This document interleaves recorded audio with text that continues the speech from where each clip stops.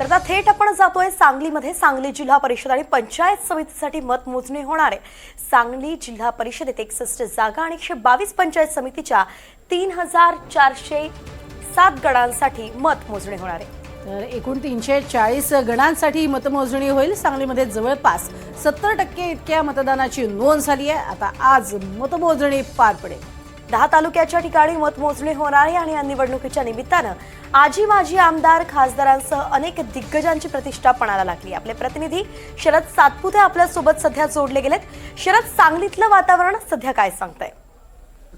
नक्कीच वृषाली, सांगलीमध्ये सध्या जिल्हा परिषदेसाठी 61 जागासाठी 122 उमेदवार आणि 211 साठी 340 पंचायत समितीसाठी उमेदवार रिंगणात आहे। सध्या अनेक नेत्यांची इथं प्रतिष्ठा पणाला लागलेली आहे।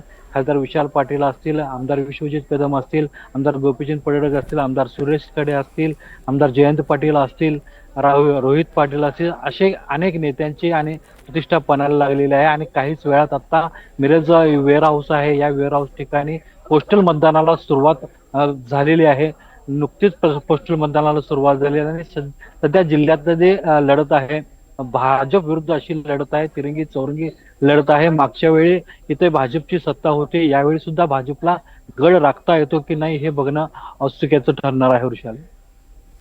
नक्कीच तुर्तास धन्यवाद या संपूर्ण माहितीसाठी शरद।